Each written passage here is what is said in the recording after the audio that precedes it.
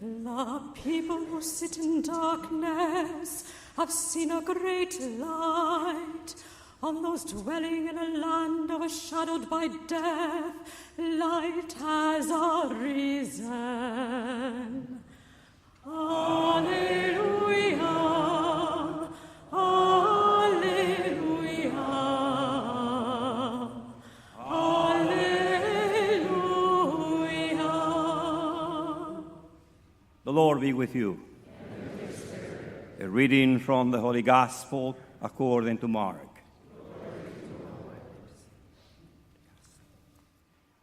Then they came to Capernaum, and on the Sabbath, Jesus entered the synagogue and taught. The people were astonished at his teaching, for he taught them as one having authority, and not as the scribes. And their synagogue was a man with an unclean spirit.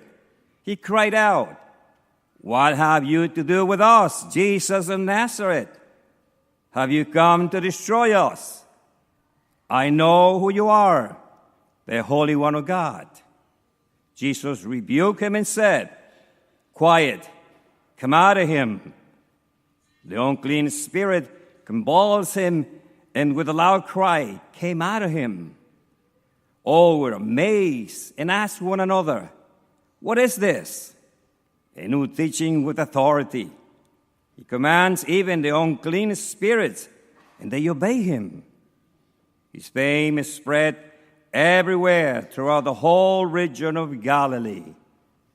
The Gospel of the Lord.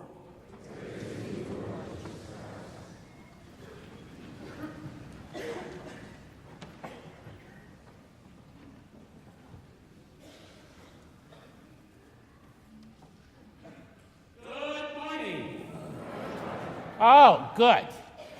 First, I want to mention something about that second reading to the Corinthians, Paul to the Corinthians, where he talks about, basically he's telling the difference between marriage and celibacy and chastity and that sort of thing, and he's really he almost makes it sound like, for to be chaste and unmarried would be better at this time because they're expecting that Jesus is going to return.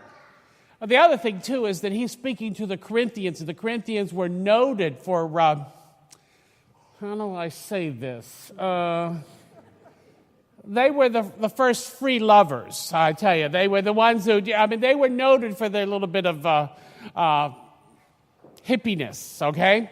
And so he's trying to bring them to be understanding of the faith. And so what he's turning to us, and he's not saying anything about whether celibacy is better than marriage, but he's just trying to get them so that they obey, so that they're good people. But also he emphasizes a little bit more on the celibacy area because he's expecting Jesus to return. Paul was always expecting that maybe in his own lifetime that Jesus would return. And let's face it, if you felt that Jesus was going to return tomorrow, which, by the way, it might happen, but if you knew, wouldn't you live differently? Yes, I've asked this question to you before because, a lot of times you say, if the world were to end tomorrow, what would you all be doing? You'd be all running to church and to confession. Well, wait a minute. You should be living that way. That's the whole message of Paul's letter. Now, let me get back to the gospel reading, okay? The gospel and the first reading have a relationship that's very important because in the gospel of Mark, we have this very short gospel. It's the shortest. And Mark is always constantly trying to point out, he even starts out the gospel with the understanding of who Jesus is. This is the good news of Jesus Christ, the Son of God. And he's trying to stress that point throughout the whole gospel. And it doesn't fail with this passage as well. Now we hear in the first reading about Moses. Moses was that great prophet. And he says what before, as you know, he didn't go into the promised land. He was over on the mountain on the other side looking at Jericho. And he says, I'm not allowed to cross. I'm going to be dying here. I'm 120 years old.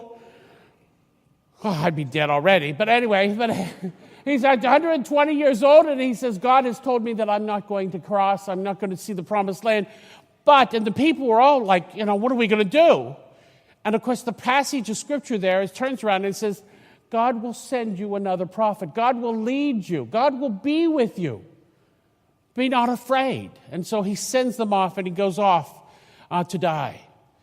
We have in this understanding, in this gospel, that relationship, that connection with the first reading, in the sense that we hear in this passage of the gospel that Jesus is pointing out that he is that prophet, the great prophet. And it starts off just like a normal prophet. He gets out in Capernaum and he preaches to them, and they're all going, well, this guy's great, he's really with the Lord. He's a great man. And then we have the clincher. We have the clincher because we have someone in the congregation that is whether it's very evil or they're possessed by the devil, or I don't know how you want to look at that. I have a hard time with those sort of things, because I'm not so certain that, not the devil doesn't exist, but that we see it so drastically as you see it here in this passage. We don't see the people convulsing and saying, I'm a demon. Jesus, who are you? Type of thing. But in the fact is that we recognize there is evil and the devil is present.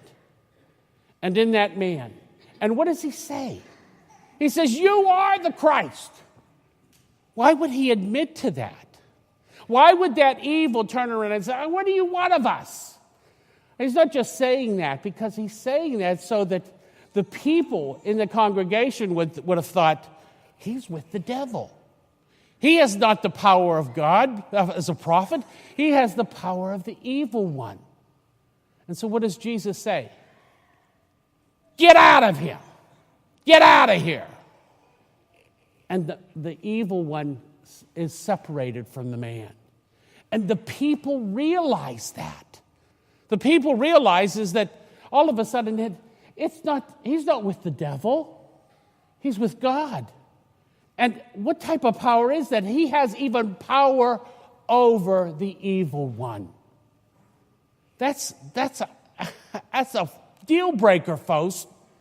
That's a deal breaker in the sense that we recognize within this passage that Jesus is one who has power over all evil and all difficulties and all. Let's face it. How many of you feel like, I have difficulties. I have depression. I have illnesses. I have all those things that we consider evil in the world. And am I not walking with Jesus? Am I not walking with the God who cares about me, that has power over that? Am I walking in fear? Just like the Apostle Paul talks to the Corinthians. He's turning to us in this gospel and saying, we are realizing that Mark is turning to us and making us aware that if we are with Jesus, if we recognize who he is and the power he has, the things that we are sad about, the things that discourage us, the things that put us aside and don't make us realize that what God has power over, we should be walking with great joy. We should be putting away our fears. Now, some of you have known that I was with some of my family this past week, and sometimes they complain about things. Does your family do that? No. Okay. Well, I'm not alone then. But the sad part about it is when they complain about things, it's like, well, wait a minute. Put your focus on the positive. Are you not walking with God? If you're so depressed about things that you can't see the goodness that God has for you. Are you so worried about your health or how all the difficult things that are in this life that you don't see that God is there with you and lifting you up? And even though you may be having pain or difficulties, those are the times that we realize that we are even closer to the Lord, because he shows us how that pain, we overcome that pain by his dying on the cross. This gospel opens us up to that. That Jesus is not only the great prophet, but he is the Son of God.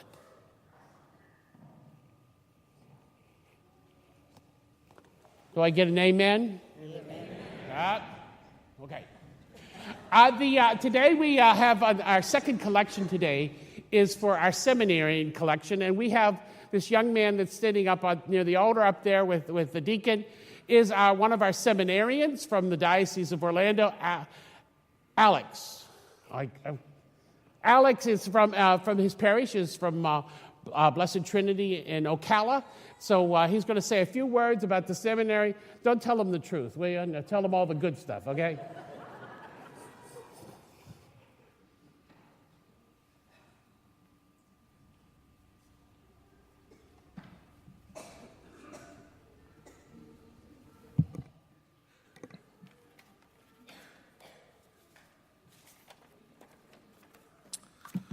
Brothers and sisters, I want you to be free of anxieties. Those are the words of St. Paul today from the second reading. And I will try to relieve you of your first anxiety. This will be brief.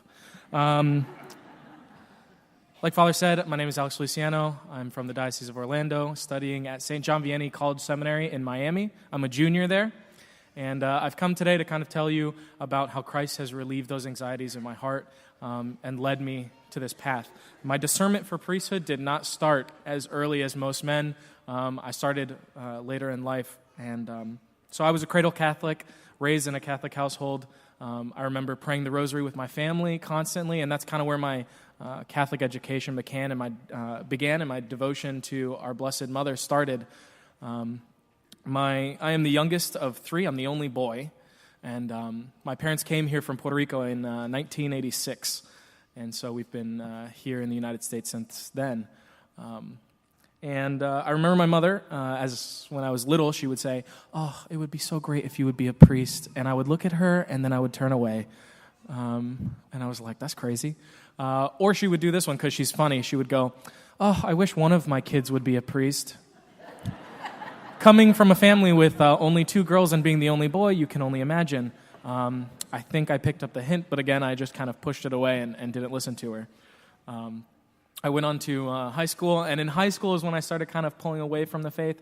It wasn't the cool thing to be like the church kid, so I was going to do the opposite of being the church kid, except going to Mass on Sundays, and then maybe at meals like doing like one of those like muddled crosses, before a meal, and then you just wipe your face, there's a fly. So that was my version of being faithful in high school. I graduated high school, went to college. I was accepted into Florida Gulf Coast University in Fort Myers. I was given a full ride for the Bauer School of Music there to study music education with a specialty in choral conducting. And it was there that I did everything that a young, single, at that time basically I had no faith, man does in college, and he joins a fraternity, gets into a lot of parties, and you can fill in the rest there with just the fact that I was in a fraternity. And at that time, I wasn't going to church at all. And so it was a very hard time because I didn't have any faith to go about, and I didn't contact my family at all. During that time, for 2 years, I didn't really speak to my family. I would get calls from my mother, text messages from her, and I would just kind of ignore them and leave my family behind. I just wanted to be alone. And so it was one day that I was left an exam, and at this point I was an assistant manager at a store. I was getting my grades back up after losing my scholarship, and I was in a relationship at the time. I had my own apartment, so I had everything that said, you're going to do just fine in the world. But something said, like, no, you're not happy.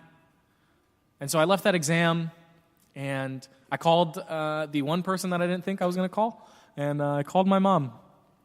I called my mom, and I said, hey, Mom, I think I need to come home.